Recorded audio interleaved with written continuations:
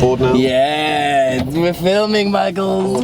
Yeah. Hello and welcome to Talk Chasers. Today you join me back at Motech Performance because where else would I be? Today we are in Michael's S3, which is far from standard, as you may guess, because his last car was not very stock either. You should do like a flashback to the 2 Series then. Yes, I will do that. Thank you, editor. Thank you, editor.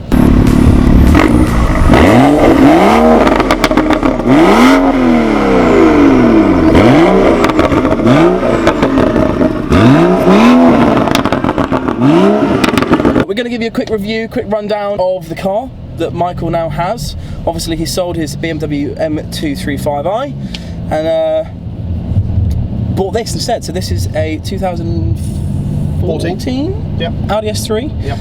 2 litre TFSI, turbocharged, quattro. Automatic. Yes, S-tronic should we say. S-tronic should be said, yeah. And I can see my GoPro, so if it falls off, then we know who to blame. Let's start. I actually have written down some questions for Michael, but we'll get to those in a minute. Let's start with why you bought the Audi. Ah, very good question. Yes. Well, Motech is quite well known for doing a lot of BMWs. We did the M3, we did a lot of M4s. Yes. So, and then we did the 2 Series. Yes. And it's good to show what can be done with the 235i, was to show that you can do certain modifications to the car and it will improve it almost as quick as an M2. Yeah. Which it was. Which it was. But the reason for going for the Audi is to just do something a bit different. So my dad, bless him, believes that as soon as you modify a car, you ruin it. It becomes too hard, too loud, can't park it anywhere, unpractical, whatever it may be. So I always wanted to prove to him and people that also believe in modifying cars, Yes. will just kill it. So the plan was to do an S3 and make it as quick as an RS3. Yes, you could tune an RS3 to be quicker, Yes. but to have something that you could use as a daily car, Yeah. but also for us to show a different way of tuning a vehicle. So this car, you know, I paid $27,500 for, Yeah. and it's the S3 Saloon. The RS3 Saloon is just coming out, and they are 55 grand. Yeah, there's so much money. And under 400 horsepower. Yeah, 397. So this is not quite 400 horsepower. This is a very good stage 1 tune, if you like. Yeah. So we'd expect 370, 375. You know, much more, you're going to have to start compromising sound, basically. You know, you're going to have to start running sports cats or a D-cat to go to close to the 400 horsepower. Yeah. Which we can do. There is markets out there for it. But like I said, I wanted to prove a point that not modifying your car. I mean, we're driving down a country lane now, and it drives just like standard. It's lovely. So it's to show to people that you can have 2 ways of doing it. Yeah. So this car runs the Remus catback with the res box.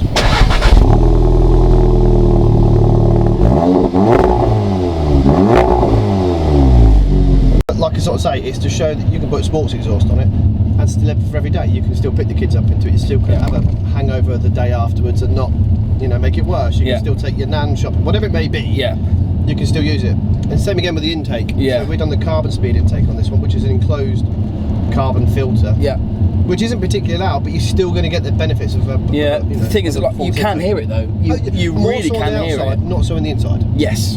Which is yet again great. You're getting the benefits from it. You know it's working. Yeah. But it's not too obtrusive to, you know, upset your daily car. Correct. Come on, Michael. Stop talking. Drive it. Do the thing.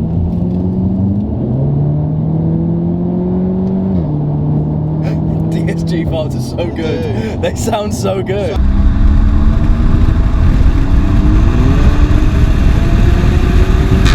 We've also mapped the gearbox on this one as well, so has faster shift points, raised RPM and launch control. Right, okay. When you put it across to manual, it will actually stay in manual. A lot of these cars, when you put them across to manual and you still floor it, it will change for you. Yeah, exactly. When you get to a certain point in revs, which is possibly the most frustrating thing in the entire world.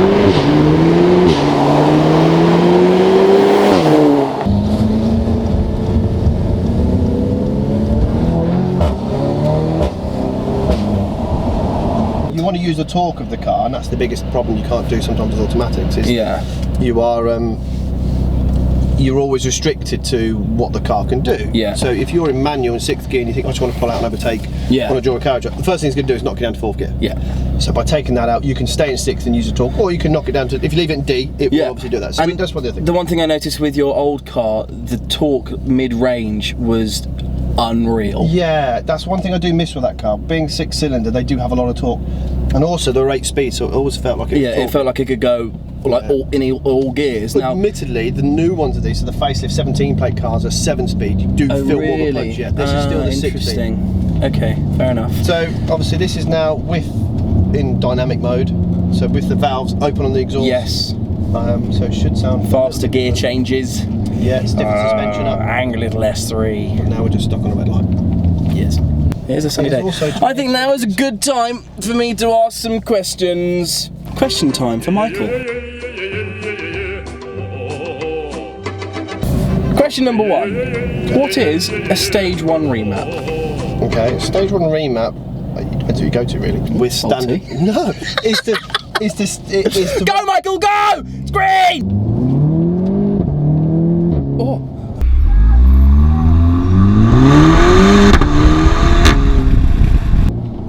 Run with like bolt-on modifications. Yes. So anything that is designed. I mean, everything we do mapping-wise is custom. So we will tune a car accordingly. So a stage 1 map will obviously really designed for standard cars, but can tailor in open air intake, panel filter, and a catback exhaust. Anything that is sort of stage 2, front mount intercooler, decat, sports cap, obviously we kind of class stage 2. Everything we do is mapped to sort of specification. We try and avoid stage 1 and stage 2 terminology. We were just tuned for what the specification would be. Awesome. There's no point tuning a car that's done 110,000 miles like a car that's done 10,000 miles. Yeah. So stage 1 on those 2 cars are going to be 2 different. Yeah. So cars done more miles, it's going to be.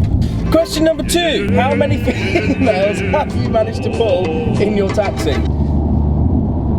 Is it fair to say that the S3 has taken less time for you to get bored of than your 235i? I'm really lucky at work because obviously I drive different cars every day. Yeah. You know, so everything is always going to be a little bit bored, and you're always going to want something different. Yes. The key for me and for work and for Motech is to keep chopping and changing as many times as possible so we can build and show people what can be done. Question number 4. Do you think you are as fast as an RS3? We've already touched on this, but that's a very good question. Probably not. They would run more torque. Yeah. But if you can get a fraction of the cost, a fraction of the power for less cost, then you are laughing, really. Oh, it is fast though. Yeah, it's so fast.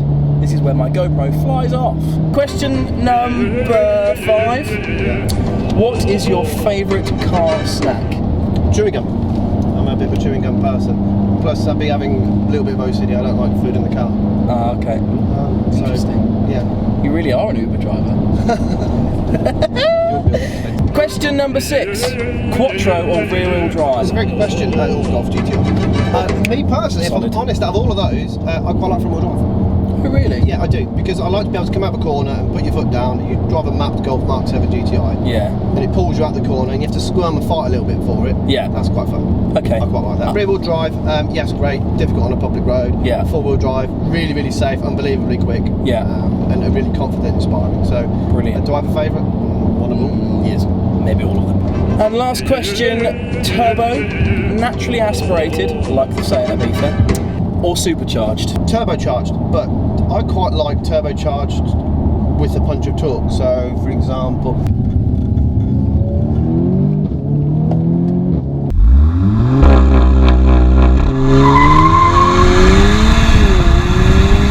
so yes, quick car. Yeah, I'm so impressed actually with the way you can have 2 in 1. Literally, like we've been a little motorway cruiser just then. Yeah. Now we're a proper little country road beater. The first thing you asked me is why did we choose an Audi? Yes. So the other thing is our unit is in a village, and I'm driving up here now at 27 miles an hour, and it's no louder than standard. Correct. You can still drive it every day. If you leave work early, you can have anything too aggressive and loud. There's 2 types of people. There's a person that sees a modified car and thinks, oh, what in it? Go that way. We'll do the noise test. There's people that say, what's the deal with modifying your car? Why bother? And then there's the other half saying, well, just your car's your car. You can do what you want. Yeah, you're really right. But it does come to a certain thing, and if people, like I say, they're using their cars every day, if they're picking the kids up from school, sometimes they don't want to have the loudest exhaust. Like this.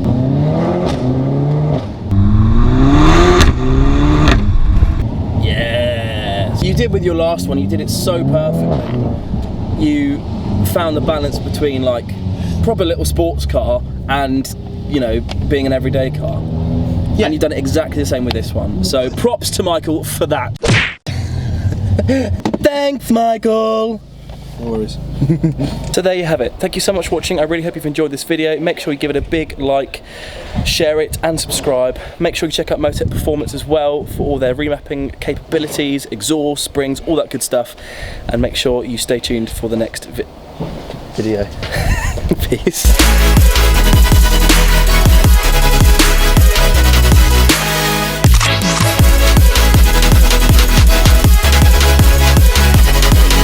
How many females have you managed to pull in your taxi? And if I'm honest, this car does nothing for the women. Maybe because of the colour and the spec, but... Yes, I reckon if you launch control in front of a group of girls on a night out, you would get their attention. I don't think so. Yes.